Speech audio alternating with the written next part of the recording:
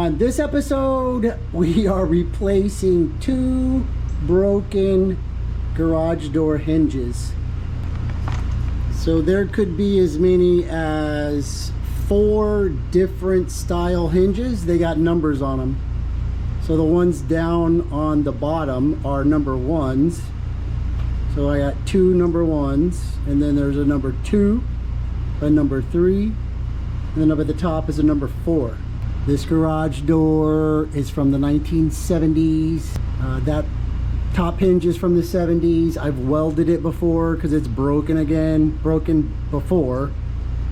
But yesterday was a series of catastrophic events. Number 2 busted during the day. I kept using the door, which put stress on the next one up. So then the number 3 broke. So I went to the store and I bought a number 2 and a number 3. And the difference is just the depth. So this one's a little bit further in, this one's a little bit further out. It has to do with the way the door sits when it's facing forward. This kit came with bolts, screws, whatever you want to call them, that are way too long, and they're not going to work. But I'm just going to reuse the nuts and bolts that are currently in there. You can see it's a little bit bent, it's a little bit wedged. I did not buy new rollers, so I'm going to have to get those out without damaging them too much. Otherwise I got to go back to the store. So these are 3/8 on mine. Yours may vary. 3/8 is 11 in metric. So we're going to pull them off and see if we can get those rollers out. I added this styrofoam insulation, sometimes grabbing screws, grabbing bolts, whatever you want to call them.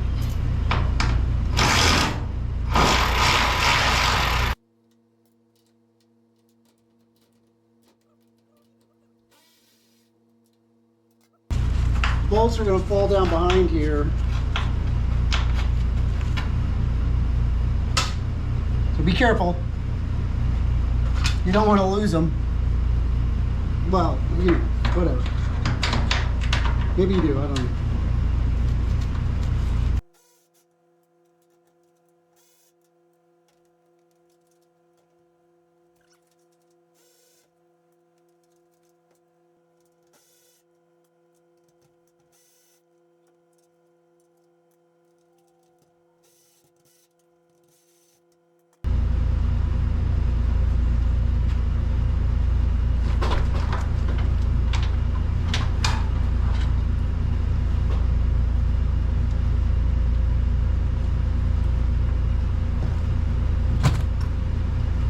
This one's going to be a little bit more difficult. Oh, sorry, you can't see. This one's going to be a little bit more difficult because it's wedged. But I think we can pry it out. Or we'll rip the door apart. Nope. Okay.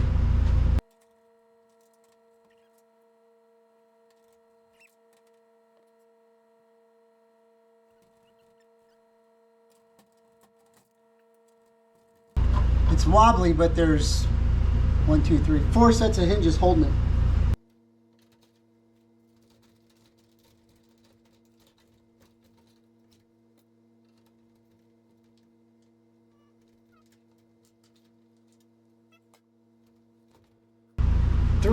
Two or three, which one you put on first really doesn't matter. The hinge part is in line with the seam where the 2 doors meet. This part, the lower part, the outer part, is for the roller.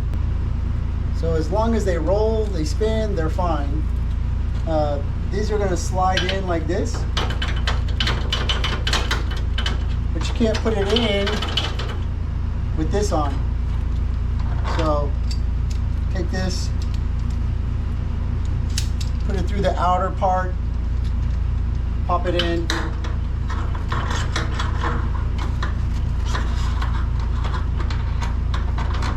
and then get your stuff lined up. You need 3 hands.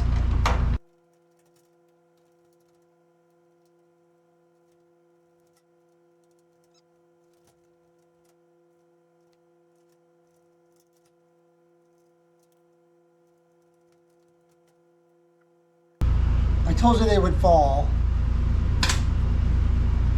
So I managed to lose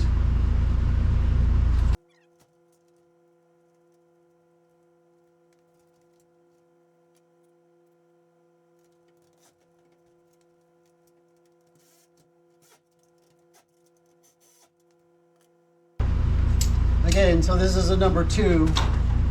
It just doesn't stick out as far as the number 3. Put your roller wheel in first.